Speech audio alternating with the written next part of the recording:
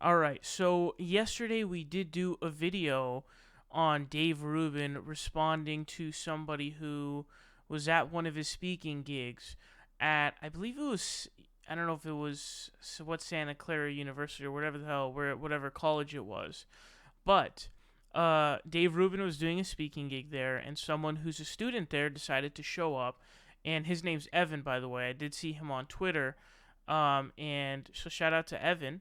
He went up and he asked him a very legit, cordial question in a very good way, called him out, and it was awesome. And someone else has done that here. Now in this clip that we're going to be seeing, there's a lot. We want to watch all the 6 minutes, but the title specifically is pertaining to him calling David Pakman a liar, and so I want to get that out of the way first.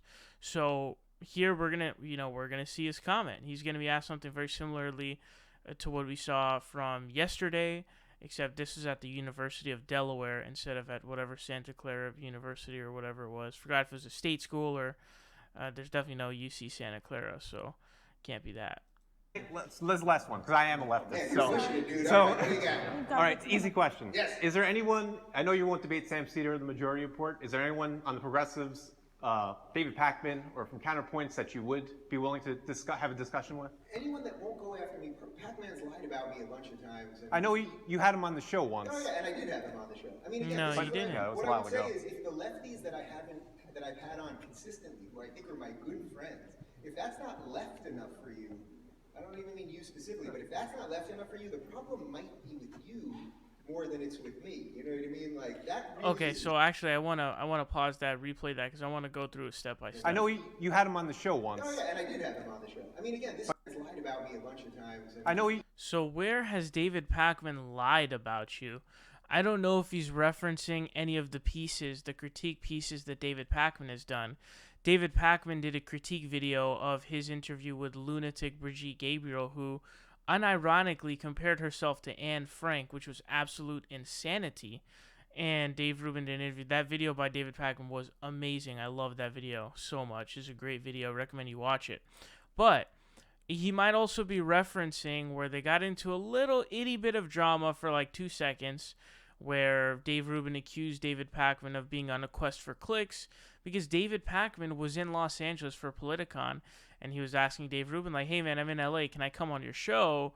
And Dave Rubin had said something like he's busy or he's not there, and it turns out that he's doing an interview with Tucker Carlson or something like that. So they did end up getting into a little bit of a short convo on that issue, and I don't know which one he's referencing there, but he didn't even, like, if someone's lied about you multiple times, you'd probably state what those lies were. You're probably not going to state the lies if there are in fact no lies that were stated by David Pakman. So it's pretty clear and obvious, and we know what the situation is. And what is that situation I'm referring to? He's just lying out of his teeth about David Pakman. David Pakman never lied about him multiple times. He literally just made this up in his head. Completely just made this up, just so that he can dodge having a conversation with David Pakman. But I do want to get through the rest of this again. you had him on the show once. Oh yeah, and I did have him on the show. I mean, again, this is what I. So he had him on the show, I think, back. I don't know if he's referencing the time that he had him on, and this is so hilarious. He had David Pakman on to go after the regressive left. I shit you not, that's what it was. I think it had to do with the whole FGM Muslim majority country issue, and so he brought David Pakman on to crap on the regressive left. So that the irony of that is hilarious. But I don't even know if he's referencing that, which happened, dog, that was like 2 or 3 years ago now. We're like going back, we're talking about going back 24, 36 months here, guys. That's the time that you're citing for David Pakman coming on your show? How desperate are you to prove a point here if you have to, go backwards 3 years, 2 or 3 years, and I'm pretty sure it's 3, for David Pakman, in which he came on to go after the regressive left? How cringe is that? And then we see him, the other option would be where Dave Rubin went on David Pakman's show. Now, that's not the vice versa situation. That's Rave Dubin going on David Pakman's show, not the other way around. Those are two completely different things. Yeah, it was What a I while would ago. say is, if the lefties that I've had on consistently, who I think are my good friends, if that's not left enough for you. Okay. Here's the problem, right? So the critique that is levied against Rave Dubin here is, yo, dog, it's pretty hypocritical of you to be calling yourself the free marketplace of ideas and basically saying, oh, these lefty echo chambers and we want to have a free marketplace of ideas, a free exchange of ideas. And then you've got basically a line of lefties who would be down to do it. Sam Seder, Kyle Kulinski, David Pakman, ContraPoints. I would even be down, obviously, as I've said before. But there's like a long running list of people who would be down to come on your show to firmly insert their sperm of ideas into the free marketplace of ideas, right? So, but he doesn't allow it. So his response is like, the people who I've brought on consistently who are lefties are not left enough. There's a problem with you. So I don't want to go through his video list again, but the people who he claims are the lefties on his show are Sam Harris, the guy who didn't support Bernie Sanders during the primary, the guy who believes in race IQ science, the guy whose foreign policy is horrible, and there's apparently some other stuff that's been revealed of his past about talking about Muslims, and also apparently there was something recently where he was like laughing at trans people or something like that. That's the guy we're talking about as the left wing, right? Isn't it a literal quote that he said that Dick Cheney wanted to bring Starbucks to Iraq or something? I don't know if that was a meme or not. I think that would be pretty hilarious if it was a meme that wasn't actually true. But someone will let me know in the comment section, hopefully. But that guy's not really left wing. Maybe he's like slightly liberal, but honestly, I don't even really know, to be honest with you. And he hasn't had Sam on in like almost a year. Brett Weinstein, the last time he had him on was 5 months ago, and he brought him on to talk about, like, I think the regressive left or something like that. But the last guy who you're deeming as left that was on your show 5 months ago, and you guys talked about other topics, and the other guy who you're mentioning, Sam Harris, came on damn near almost a year ago. It was like 8 months or something like that. So the people that you're citing haven't been on for damn near a year, and that's the guys. Every single other person, go through his video logs, all are a bunch of conservatives. So stop lying. I don't even mean you specifically, but if that's not left enough for you, the problem might be with you more than it's with me. You know what I mean? No, the problem is with you because you don't bring on any lefties. You use tokens, and you know all about tokens because you are one yourself, and so you're an expert in tokenism and the study of tokenism, right? And no, you're just lying. That's the truth. That really is the truth. Like, just because someone's screaming and yelling all day long and lying, it doesn't mean I have to talk to them. I mean, what? That's what All right, thank you. Yeah. Are you accusing David Pakman of screaming all day and yelling and lying? I mean, that's literally the worst example. I mean, first of all, David Pakman never gets angry. David Pakman never does personal insults, nor does he lie about people. He did kind of smear Jill Stein, but he certainly hasn't done that to Dave Rubin here. So it's a totally bogus claim.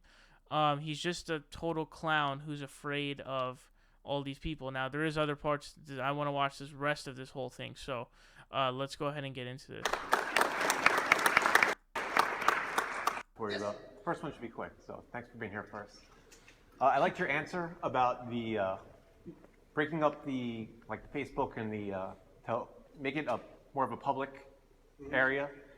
So is that That's something? a pretty fringe idea, by the way. That's not. Well, for you, I would say it is. Yeah. That's similar to how you. Sorry, a little nervous here. Okay, the USPS. So you have the public mail service that anyone could use. That's inexpensive. Yeah. And then you have FedEx and DHL and other types of mail service that you can use. So you have public and private as an option. Don't you think that would also work for Medicare, where you have a Medicare for all industry that's a low cost that everyone has access to? So I used to say that I was for single payer. Single payer meaning that there was competition within the marketplace, but that then the government sort of facilitated and worked around that. So there could be some subsidies, the government could figure out how to work with all the private companies. In principle, I'm for that, because that to me strikes me as a So that's not what single payer healthcare is, Dave. And this is the problem is, remember when he was on David Pakman's show and he was like, oh yeah, I support single payer. I'm a classical liberal who supports single payer, which doesn't make any sense. As David Pakman pointed out, like, yo, dog, those are diametrically opposed to each other. How the hell could you believe in both? It's impossible. That's like being an anarcho-fascist. it doesn't make sense. It's oxymoronic to the core.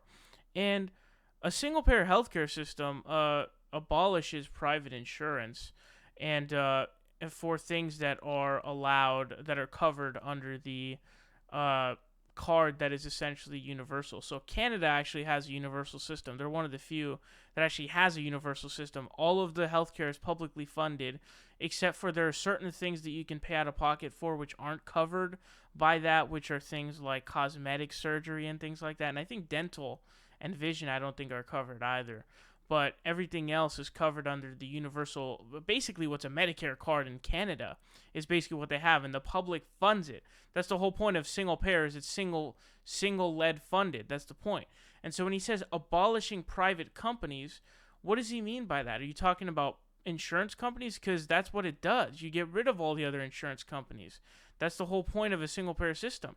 I think that I believe that in Canada there was a case where they literally decided, I think they passed a law banning private insurance. I'm pretty sure it's exactly what they did. And so that means you can't buy private insurance for things that are not covered by what's basically their universal Medicare card. Now the thing is, I believe it's like a vast majority of their healthcare is delivered through private institutions, meaning private doctors and hospitals, because you're not, and this is the problem, right? In a Medicare for all system, it seems to be a misunderstanding. It's not like, the health industry just gets completely nationalized or something like that. All you're doing is, hey every American, here's a Medicare card that you can go in for, and the ones that Bernie has proposed, and the one that Pramila Jayapal has now proposed, and they're trying to get the House and the Senate bill to sort of be the same, the law to be the same. And it's because, and it's extreme. I think that even provides dental and vision, which the Canadian system, to my understanding, doesn't provide for free. And there's also like even late term, when you're old, care for that as well. And so you've got all these things, right? And so the point of a single payer system is, we're going to give you this Medicare card. It's going to be publicly funded. And then you can get private supplementary, insurance for things that aren't covered by that. But you cannot, we already have a law like this, guys. You can't duplicate Medicare or Medicaid. That's a law. It's illegal to do so. So the point here is that that's not how this works. Private hospitals don't just get, they don't just go out of existence. They're publicly funded, but they still exist. And doctors are also still privately, administering what they do. And that'll continue here. It's just when you go into that office, into your doctor's office, what are you going to do? The government's not going to have a slave doctor that you previously had. You're just going to go in and what you're going to hand them? Your Medicare card. That's what you're going to do. That's what single-payer healthcare is. So there are no competition between different private insurance companies that the government is then being a referee of. Those private insurance companies don't exist. I would say that's a very classical liberal position, that you allow That's not competition, and then the government has a light touch on how to facilitate it. No. The reason I'm struggling No, that's not a classical liberal position, you fucking twat. Okay? A single-payer healthcare system is very, very left-wing. It calls for a Medicare for all type of system. And that is completely diametrically opposed to classical liberalism. Classical liberalism, as he's basically describing, there's a insane lunacy type of ideology of just strict laissez-faire economical system. Read Herbert Spencer. He actually argued for euthanizing the poor because of he was a social Darwinist. And so he basically believed that, the best will survive. And so if you're disabled or if you're poor, yeah, and I remember him saying, he was like, oh, these people, because at the time there were movements of charities, people who were trying to, set up charities and help poor people at the time because there's really no assistance for them. He's basically saying, oh, these people think they're doing such great things by helping them, but really they're part of the problem. They're not actually helping anything. Instead, what we should do is euthanize the poor and basically have a social Darwinistic system. To say that now is because if you listen to what the Democratic candidates are saying, I'm not making this up, this is what they're saying, from Bernie to Elizabeth Warren to almost all of them now, they're saying... No, that's actually not true at all. Not only is it going to be Medicare for all, but they're going to literally stop private companies from being able to be in the marketplace. That I would be completely against. The idea that the government would be the sole provider. So that's false. No. So the people who have said it, Bernie Sanders, who's the one who actually had made the fucking bill, Elizabeth Warren has waffled on Medicare for all for that reason specifically, and all the other Democratic candidates other than Kamala Harris have not said that they will abolish private insurance. So again, he's trying to frame it as if the Democrats have this position in order to be like, look at these loony Democrats, give me more money on my website. That's what he's trying to do. That's totally false. Really think about it this way. If you had any problem in your life, what problem short of a freaking alien invasion would you think that the government is the best solution? You know what I mean? If you had any problem with your life, if you have a leaky roof, you could call that guy. If your internet goes out, you call this guy. I mean, the government provides a lot of important good shit, man. I really don't know what he's talking about. I mean, whether it be, public schools or, what the programs that honestly we need now. Things like universal daycare, things like universal health care. Those are all things that we need, and I really don't understand his point here. Really, the idea that the government... Sorry, as long as they're licensed, right? You want to make sure you get somebody that's licensed by the government. I'm not convinced of that either. I mean, that's a whole other topic, which I'm happy to... He's not convinced of that either? ...talk about, too. I think you have to have some licensing. I think much more of it could be done privately, but, I mean, putting that aside for a second, if the choice is Medicare for all... Look at how he didn't want to touch that. That's the Joe Rogan issue. ...where there's no private enterprise versus sort of just go at it in a free capitalist way, I would be for the free capitalist way. That's insane. That's insane. Which is what I mean, this is what I've been saying for 5 years. If you guys would not take completely bananas positions, 8-month abortions are okay. All right, that's not a mainstream position in the Democratic Party, and this video is running too long, and I don't want to keep going. But Dave Rubin is a complete clown. Let me know your thoughts on this down below.